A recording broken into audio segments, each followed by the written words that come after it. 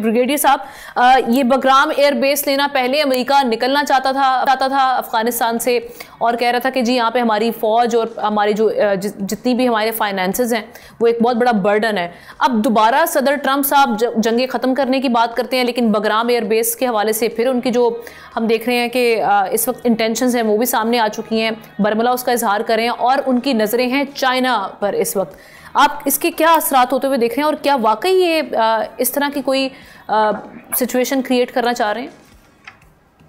जी हाँ, देखिए मेरे ख्याल में एक तो 40 किलोमीटर नॉर्थ ऑफ काबुल भी है, जोग्राफिकली स्ट्रेटेजिक लोकेशन है, क्रॉस रोड्स पे है। और देखें पाकिस्तान नज़दीक है, सेंट्रल एशियन रिपब्लिक नज़दीक हैं, रशिया नज़दीक है, चाइना जिस तरह आपने कहा वो 1 घंटे साथ ही चाइना भी है, फिर यहाँ से ईरान भी नज़दीक है। तो एक वो वाला इसमें फैक्टर है। फिर इसकी जो पास में देखें कि सबसे बड़े यहाँ पे रनवेज हैं, यहाँ पे हैवी जहाज उतरते रहे हैं, बम्बर्स उतरते रहे हैं, और जितने हैवी रिफ्यूलर व्हीकल यहाँ वो जो जहाज थे वो यहाँ पे मौजूद थे। तो और इसके बाद यहाँ से ड्रोन ऑपरेशन जितने भी हुए हैं खित्ते में वो यहाँ से होते रहे हैं। तो इसकी बड़ी सिंबॉलिक वैल्यू भी है, नेटो के लिए भी, ISF के लिए भी, USA के लिए भी। अब इन्होंने जब कहा है कि हम दोबारा इसको लेना चाहते हैं तो उसकी वजूहात भी कुछ समझ में आती हैं। एक तो उन्होंने खुद कहा कि यहाँ से हम बैठ के चाइना को देखना चाहते हैं, फिर साथ साथ वो सेंट्रल रशिया पे भी इसमें यहाँ से है, ईरान भी कहीं इतना दूर नहीं है। सो एक ये फैक्टर है। सेकंड इम्पॉर्टेंट फैक्टर हो सकता है वार ऑन टेरर के बारे में। देखिए 9/11 हुआ था, उसके बाद अफगानिस्तान पर जब अमेरिका ने हमला किया सो अल-कायदा के अगेंस्ट ये हमला हुआ था। आज अल-कायदा अफगानिस्तान में दोबारा मुनज़्ज़म हो चुकी है। जितने सूबे हैं specially with bordering with Pakistan, वहाँ पे फितना और ख्वारिज के साथ उनके लिंक्स एस्टेब्लिश हो चुके हैं, और अफगान तालिबान के साथ भी ये मिले हुए हैं। तो एक नया थ्रेट वहाँ पे हो रहा है। इस्लामिक स्टेट जिसका थ्रेट हमने मॉस्को में देखा, किरमान में देखा, तुर्किया में देखा, तो वो भी वहाँ पे मौजूद है। सो देयरफॉर वो चाहते हैं कि यहाँ पे आके कि एक तो पाकिस्तान के साथ भी फ्यूचर में जो कोऑपरेशन की उन्होंने बात की थी वो भी है। फिर वो ये भी समझते हैं कि न सिर्फ ये यहाँ पे है, Afghanistan has become hub of terrorist organisation.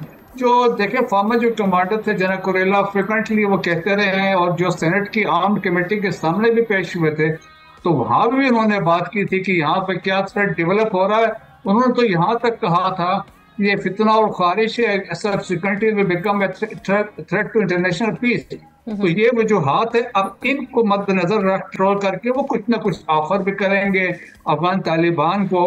अच्छा, ये तो वहाँ तो ऑफर तो की जाएगी, अफगानिस्तान से क्या फैसला होगा, लेकिन इसका इम्पैक्ट चाइना पे क्या होगा? और दूसरा, चाइना क्या अलाउ करेगा, क्या आने देगा इस खित्ते में दोबारा अमेरिका को? अब जो जितनी बड़ी पावर इस वक्त चाइना बन चुकी है, और अफगानिस्तान में भी चाइना की इन्वेस्टमेंट है, उसके बाद ईरान के साथ ताल्लुकात या रशिया के साथ ताल्लुकात, पाकिस्तान के साथ, इस खित्ते में जो बढ़ता हुआ इंटरेस्ट चाइना का हम देख रहे हैं, उसके बाद चाइना कितनी बड़ी हिंड्रेंस बन सकता है इनके लिए यहाँ पर? चाइना बिल्कुल नहीं रोकेगा। देखिए चाइना कभी अभी तक हमने देखा है कि वो अपने इकोनॉमी पे, ट्रेड पे फोकस है, BRI पे है, इन चीजों पे है, इस पर कभी नहीं रोकेगा। It entirely depends on the Afghan Taliban government. कुछ लोग कुछ देर वाली बात पे हो सकती है। और देखिए अब इसमें एक और भी फैक्टर था, US वेपन जो छोड़ के गए हैं, तो वो तो मांग रहे थे ना प्रेसिडेंट ट्रंप कि हमारे वेपन हमें वापस कर दो।